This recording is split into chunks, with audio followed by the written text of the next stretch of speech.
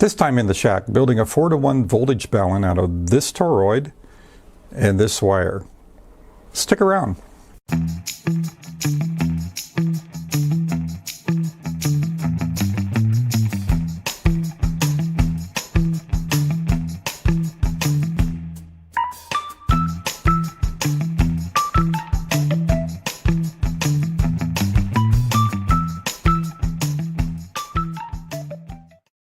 And before we get started, I just wanted to show off this really cool mat. This comes from James Hannibal, Quirky QRP. He's got an Etsy page, and I'll put links to the Etsy page and his YouTube channel down below. I just happened to be on the clubhouse one afternoon, and they were raffling off this, and I happened to win it, and it showed up on my birthday. James sent it out, arrived on my birthday. It's really cool. Plugs into a USB power connection and lights up, and it's just one of the better ham related things that I've had sent to me over the years. So really cool. I'll put links for both the clubhouse and James's Etsy store and his YouTube channel down below. Now on to the build. Okay, here we go. So what we want is a 4-to-1 balun for the 80 meter loop build, and the reason we went 4-to-1 is because feed point impedance with a loop antenna is generally right around 200 ohms. So 4-to-1 works out perfect. We want to go from 200 down to 50 ohms so we can mate it up with coax. And I've built a few of these. I just use a standard 4-to-1 voltage balun for most of the antenna builds that I do.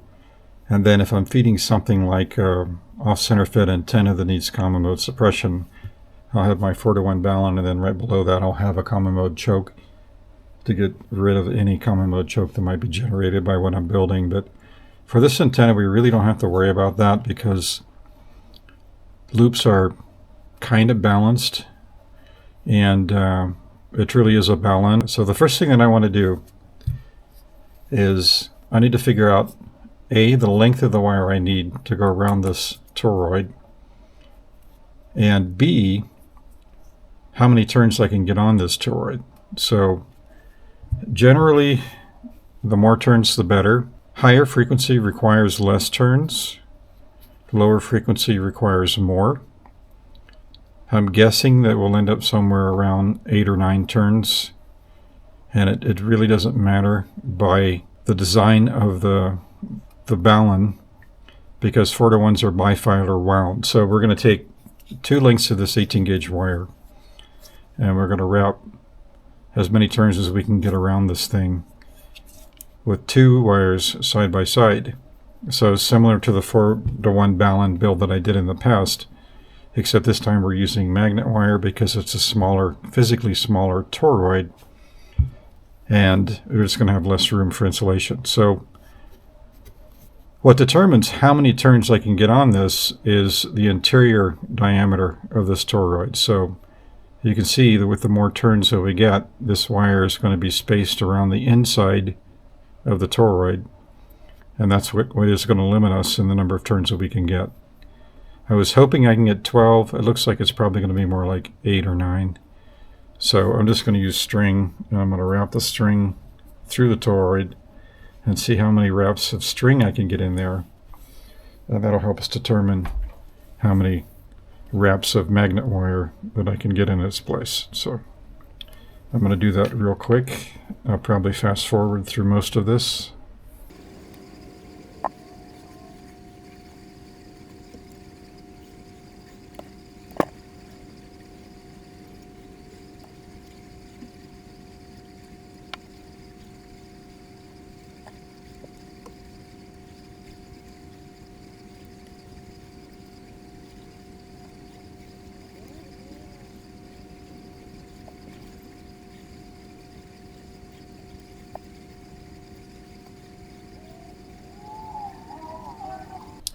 Okay, looks like I can get one more through there.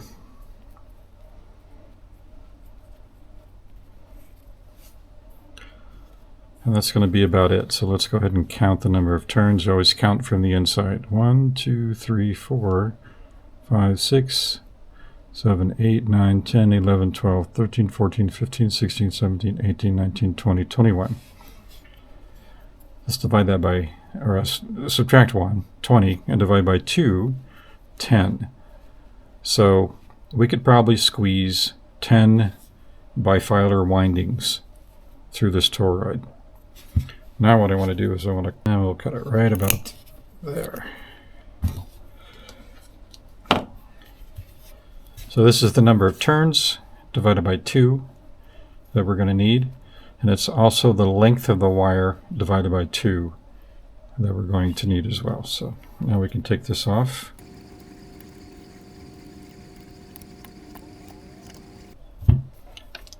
And this is our length of string right there. I'm going to measure this.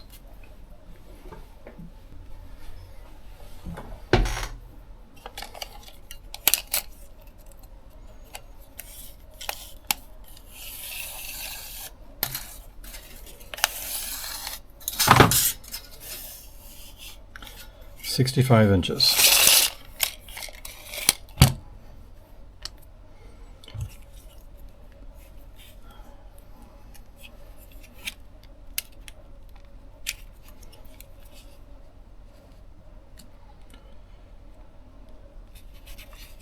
And now I'll just measure out 65 inches of wire.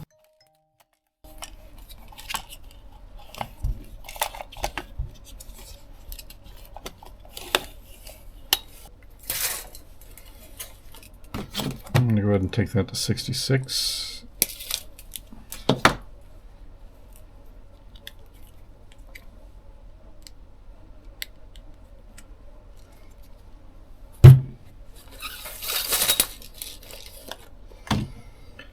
And here's our wire. So this is both windings. So all I have to do is I have to double this up. So we've doubled it up, and then I'm going to cut it up here. So now we have 2 pieces of wire. So this is our bifilar building material here. Now one of these, I'm going to make it a slightly different color. And how I'm going to do that is just with a Sharpie pen.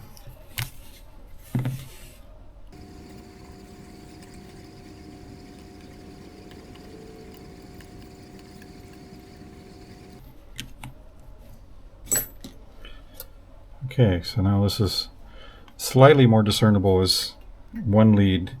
So when we start wrapping, it'll make it a little bit easier. And now my fingers look like I've been eating sriracha Cheetos. Oh well. And now we're going to start winding. So the absolute best source I've found for winding these is a website called vk6ysf.com. And I'll leave a link for that down below, but it's got very clear instructions on how to do this. And probably the best I've seen. So this is our Sharpied red wire and our unsharpied wire. So red wire on the bottom.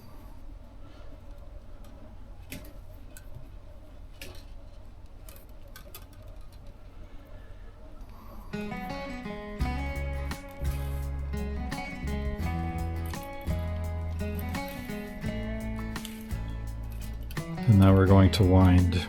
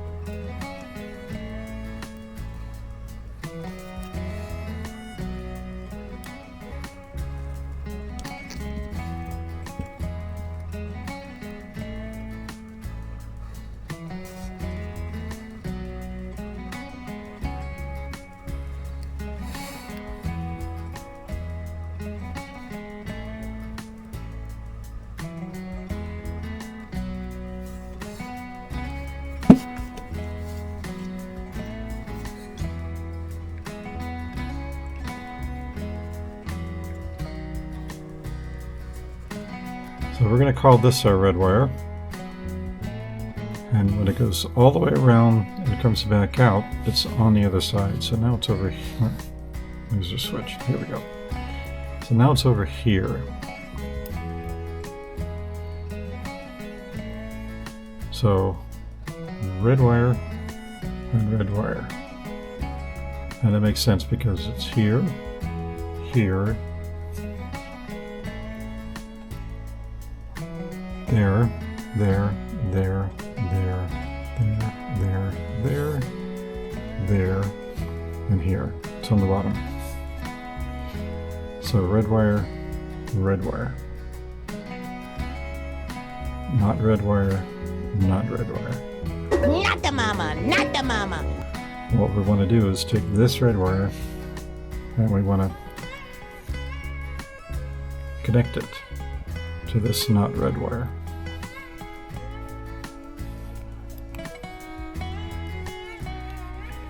This becomes the shield of our coax. So red wire to the not red wire, shield of coax. Not red wire is one of our antenna outputs. Red wire is our other antenna output. But this is also the center conductor of our coax. So other red wire, center of coax, and our antenna. We have to branch off of this with another short piece of lead to go to our antenna. So that's basically it. So how many turns did we end up with? Let's count them out. 1, 2, 3, 4, 5, 6, 7, 8, 9, 10, 11. So 1, 2, 3, 4, 5, 6, 7, 8, 9, 10, 11 turns. So this is what we end up with, and before I go any further, I'm going to wrap some tape around this to kind of solidify it.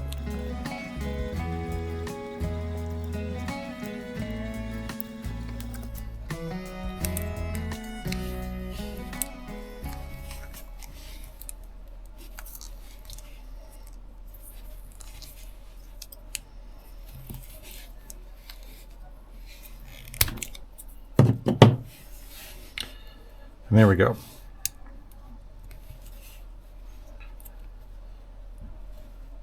So we have our in windings here going around, and then we have our out windings here. And it's kind of hard to see the red, but it's there. So this is our red wire. This is our not red wire. And those just go right on around. Let's see, where can I? Here we go. So red wire, red wire, red wire, red wire, red wire, red wire, red wire, all the way around. So that's a red wire, and this is a red wire. So this is red, and this is red. So not red, red, not red, red. Input, red, not red. Output, red, not red. They don't overlap, and there's 11 turns. So we have 1, 2, 3, 4, 5, 6, 7, 8, 9, 10, 11. Now, since I'm breaking new ground and I'm building a 4-to-1 off of this Balun, which I couldn't find any resource online to tell me if that was going to work or not, what I need to do is I need to check it. So the first step is going to be to get rid of the enamel insulation on these wires. And I need to solder this to this. So that'll get wrapped and soldered. And then I need to get the insulation off of this and this. And this I'll need another piece of wire soldered onto because it's going to be the center conductor of the coax and one leg of the antenna. So one leg of the loop. And then this will be the shield of the coax, and then this will be the other leg of the loop. So antenna, center of the coax, shield of the coax. And That'll be the next step. So I'll go ahead and scrape the insulation off.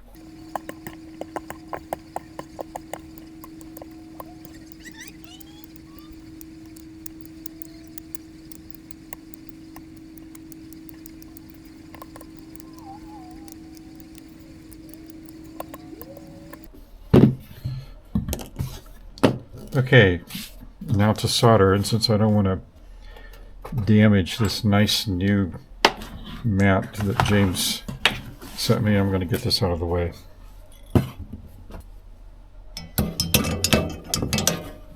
So red wire to not red wire.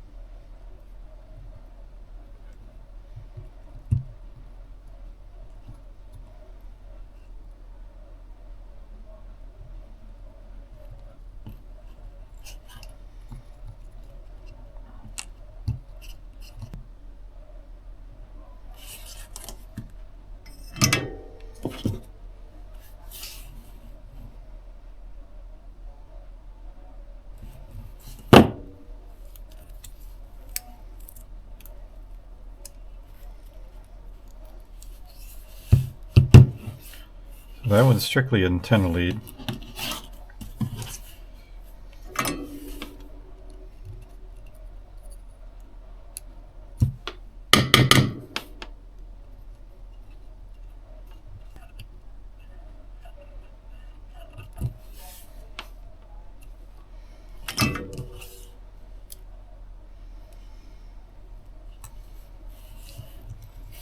So this will be shield of coax, center conductor, and antenna lead, and then antenna lead. So that one's already tinned. This one needs to be tinned.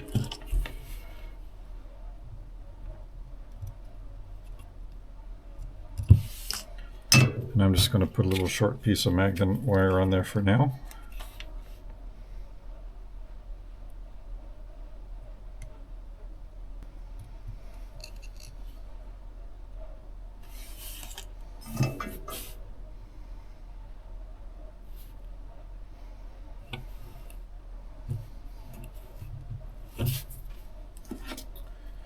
Okay, this is good enough to test. So all we want to do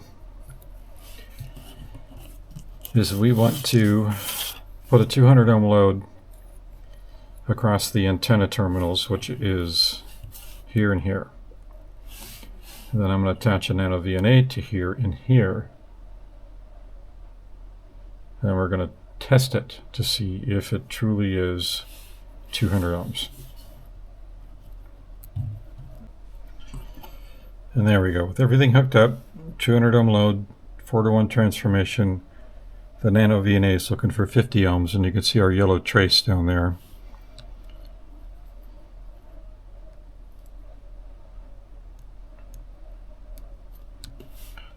It's flat out, 3 to 30 megahertz, so that's perfect. So this is a working 4-to-1 Balun on this physically small toroid. So now the next step